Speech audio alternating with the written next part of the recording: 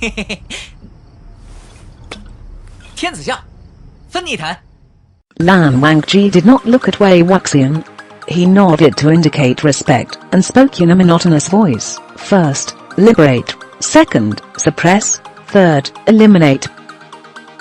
The initial approach is to utilize the gratitude of his relatives and grant his dying wish, set free what he could not let go of. If it fails, suppress it. If the crimes were extremely wrongful, and its energy of resentment does not dissipate, exterminate it completely. The cultivation world should precisely keep to this order of measures. No errors should be allowed. Everyone let out a long breath, thanking the heavens, because Lan Wangji was the one the old man selected. Else, if it was their turn, it would be hard to not overlook a few steps or mix up the order. Lan Qiren nodded with satisfaction. Not a single mistake was made. With a pause, he spoke again. No matter in terms of cultivation, or as a person, one needs to be as solid as this. If one becomes complacent and proud, just because they defeated a few simple mountain beings in their home and hold some empty reputations, one would definitely bring disgrace upon themselves, sooner or later. Wei Wuxian raised his brows, and took a look at the side of Lan Wangji's face. He thought, so, apparently this old man meant it for me. He called his best pupil, to listen with us in order for me to watch. He spoke, I have a question. Lan Qiren replied, speak. Wei Wuxian, although liberation comes first, it is often impossible. To grant his dying wish sounds simple. It would be easy, if the wish was a new piece of clothing, but what if the wish was to kill lots of people for revenge? Lan Wangji, thus, suppression assists liberation. If it is necessary, elimination would also follow. Wei Wuxian smiled, such a waste. He paused, and continued, it wasn't that I didn't know of this answer, I was only thinking of a fourth path. Lan Qiren spoke, I have never heard of any fourth paths. Wei Wuxian spoke, because the executioner died in such a way, it is only natural that he turned into a ferocious corpse. Since he executed more than 100 people before he died, why not dig up the graves of these people, arouse their energy of resentment, collect the heads of those 100 people, and use them to fight with the ferocious corpse? Lan Wangji finally turned around to look at him. His brows were knit, still expressionless. Lan Qiren was so angered that his goatee was quivering. He shouted, how dare you! Everyone in the room was stunned. Lan Qiren sprang to his feet. The essence of exorcising demons and annihilating ghosts is to liberate. You do not study the methods of liberation, and even think about increasing their energy of resentment. You reverse the natural order, and ignore ethics and morality. Wei Wuxian replied, there are some things that have no use after liberation, so why not find a way to make use of them? When you the Great tamed the flood, obstruction was the inferior method, and redirection was the superior. Suppression is the same as obstruction, so isn't it inferior? Lan Qiren hurled a book toward him, but he flinched to the side and avoided it. His expression remained unchanged, and continued to talk nonsense. Spiritual energy is energy. Resentful energy is energy as well. Spiritual energy is stored in the Danshan. It can split mountains and fill oceans, available for human use. If so, then why can't resentful energy also be used by humans? Another book came flying from Lan Qiren.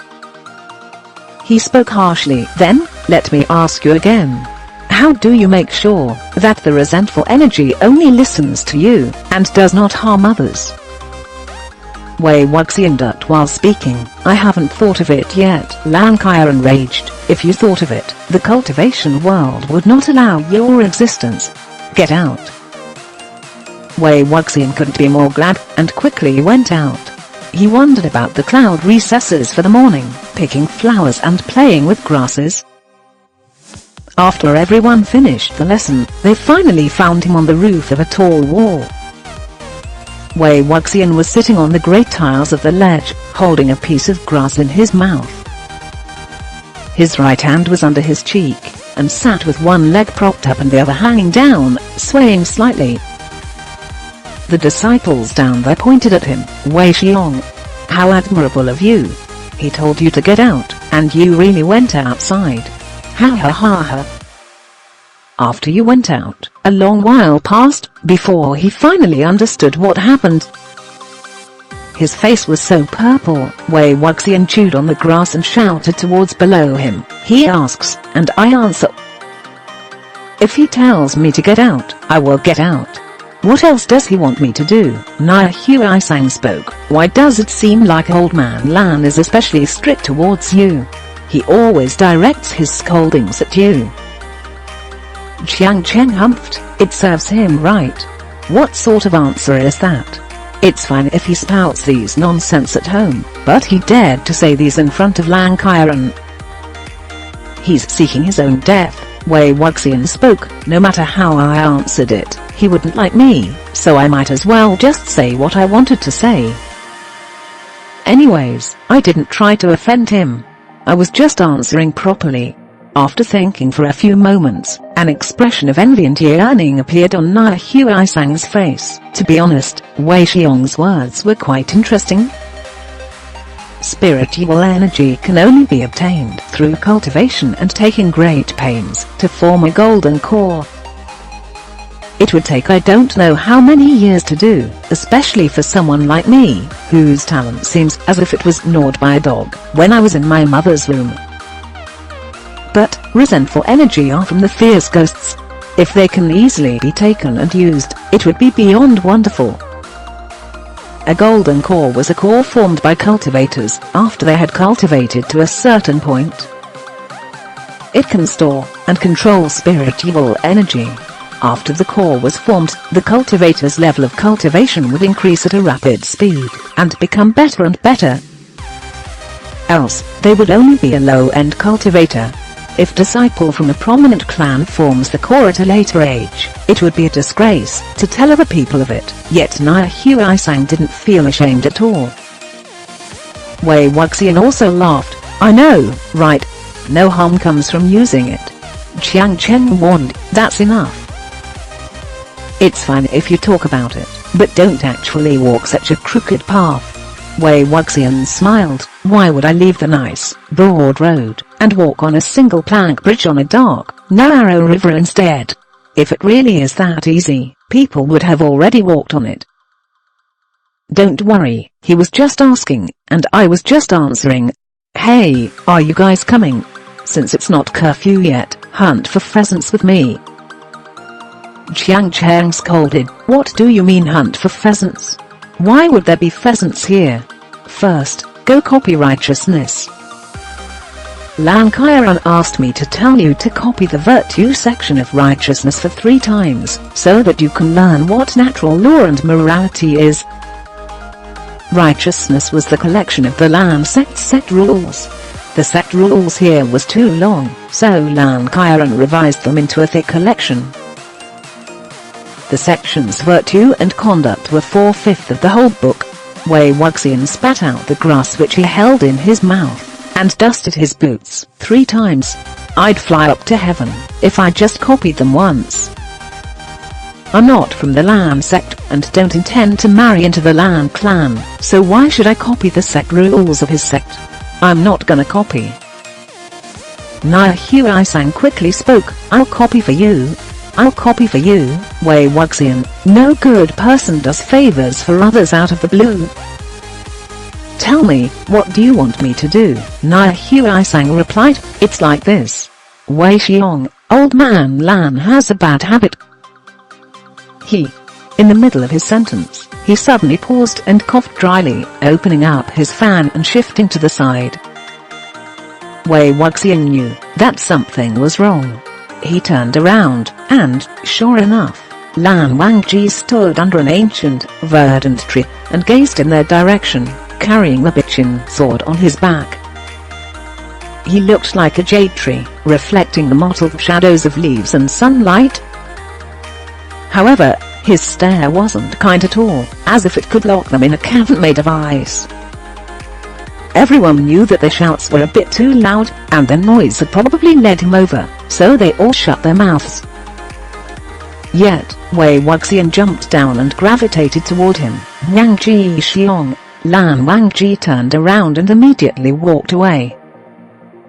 Wei Wuxian cheerfully went after him and yelled, "Yang Ji Xiong, wait for me." The white-clothed figure flashed behind the tree and suddenly disappeared without a trace, clearly showing that Lan Wangji didn't want to converse with him.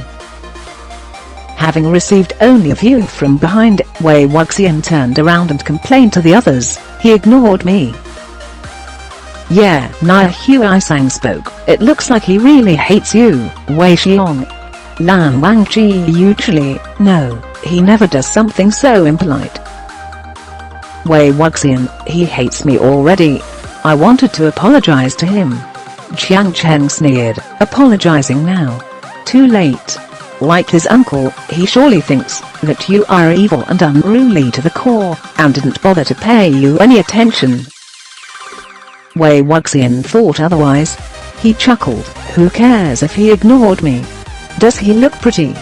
After a thought, he realized that Lan Wangji did look pretty.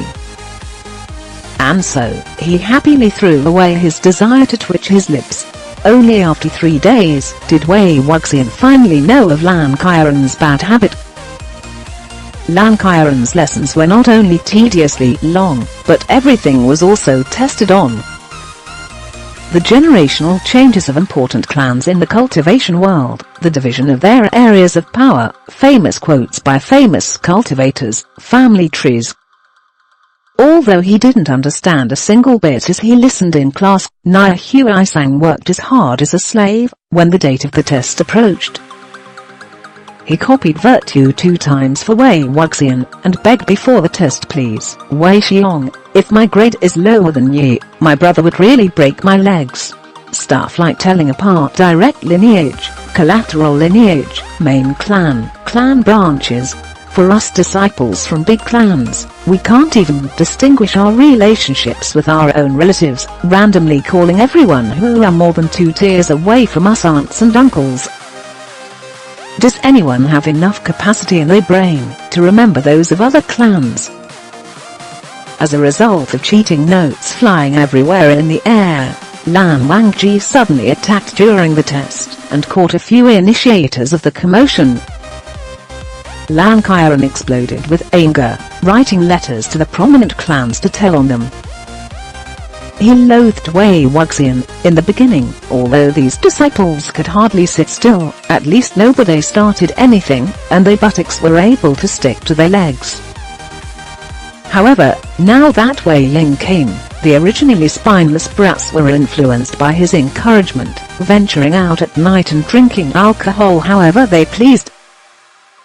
The unhealthy practices grew greater and greater. As he had expected, Wei Ling was one of the biggest threats to humanity. Jiang Fengmian replied, "Ling has always been like this. Please take care to discipline him, Mr. Lan." And so, Wei Wuxian was punished again. At first, he didn't think too much of it. It was only copying texts, and he never lacked people who copied for him. Yet, this time, Nia Huaisang spoke, "Wei Xiong, even if I want to help you, I can't anymore. You'd have to endure it on your own." Wei Wuxian asked, "What happened, Nia Huaisang, old Mr. Lan said that you have to copy both virtue and conduct." Conduct was the most complicated section of the 12 sections in the Lan sect's set rules. It cited a lot of classics, was terribly long, and had a lot of rarely used characters. Copy it 1 time, and one would lose all interest in life. Copy it 10 times, and one would fly to heaven on the spot. Nia Huaisang added, he also said that, during the time of the punishment, nobody is allowed to fool around with you, or copy them for you. Wei Wuxian wondered, how would he know if someone copied them for me or not? Surely it doesn't mean that he's making someone watch me. Jiang Cheng spoke. That's exactly the case. Wei Wuxian spoke. What did you say? Jiang Cheng, he told you that you are not allowed to go outside and have to go to the library pavilion to copy, and also face the wall and reflect upon your mistakes. Of course, there will be someone to watch you. I don't need to tell you who he is, do I? Inside the library pavilion, there was one bamboo seat, one wooden desk, 2 candlesticks, and 2 people. One sat in a proper position, but, on the other side, Wei Wuxian had already copied conduct for more than 10 pages. His head felt dizzy and his heart felt bored, so he dropped his pen, to take a breath and looked across. When he was still in Yanming, there were a lot of girls who envied that he could come and study with Lan Wangji. They said that each generation was full of nice-looking men, especially the brothers part of the 2 Jades in the current generation. Before this, Wei Wuxian never had the chance to carefully examine the front of his face. Now that he had a look at it, he started to think random thoughts. He looks quite nice indeed. Yet, if only those girls could come and see him with their own eyes. Looking as bitter as if everyone had offended him, or his parents died, it wouldn't matter, no matter how nice his face looks. Lan Wangji was recopying ancient books, which were not only old, but also unavailable to most others, in the Lan sect's library pavilion. His brush strokes were slow and steady, and his handwriting was neat yet sharply vigorous. Wei Wuxian couldn't help but to compliment him sincerely. Those are some great characters. They're of the top level. Lan Wangji remained indifferent. Wei Wuxian rarely kept his mouth shut for such a long amount of time.